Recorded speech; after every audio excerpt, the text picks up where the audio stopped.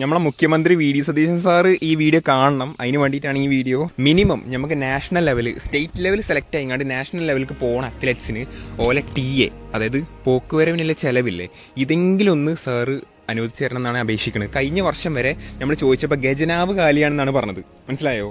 ഖജനാവ് കാലിയാണ്, അത്ലറ്റ്സിന് കൊടുക്കാൻ പൈസ അല്ല, നാഷണൽസ് പോണ അത്ലറ്റ്സിന് പോയി വരാനുള്ള ചിലവ് സ്വന്തമായിട്ട് എടുക്കാനാണ് പറഞ്ഞത്.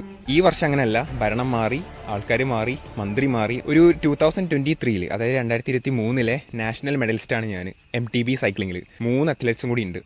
ഒരാൾ വയനാട്, 2 പേര് കോട്ടയാണെന്ന് തോന്നുന്നു. ഞങ്ങൾ 4 പേരാണ് അന്ന് കേരളത്തിന് മെഡൽ അച്ചീവ് ചെയ്ത് കൊടുത്തത്. ഇനി അത് പോട്ടെ, ആദരിച്ചില്ലെങ്കിൽ കുഴപ്പമൊന്നുമില്ല.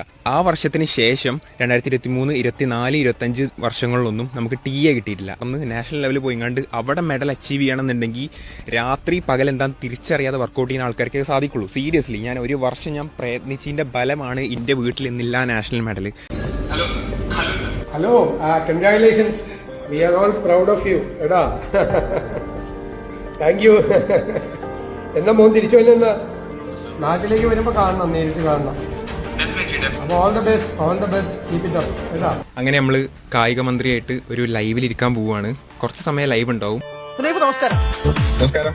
ഈ ഭക്ഷണത്തിന്റെ ചെലവുകൾ, ഇങ്ങനെയുള്ള ചെലവുകൾ, കാര്യങ്ങളൊന്നും തന്നെ സർക്കാരിന്റെ ഭാഗത്തുനിന്ന് ഉണ്ടായിട്ടില്ല എന്നുള്ളതാണ്. ഈ വരുന്ന വർഷങ്ങളിലെങ്കിലും സൈക്ലിംഗ് എന്ന് മാത്രമല്ല, ഞാനൊരു സൈക്ലിസ്റ്റ് ആണ്, ഏതൊരു സ്പോർട്സിലായിക്കോട്ടെ, ഒന്നുമില്ലെങ്കിൽ ബേസിക് ആയിട്ട് പോക്കുവരാനുള്ള ചെലവെങ്കിലും കൊടുക്കണം എന്നുള്ളതാണ്.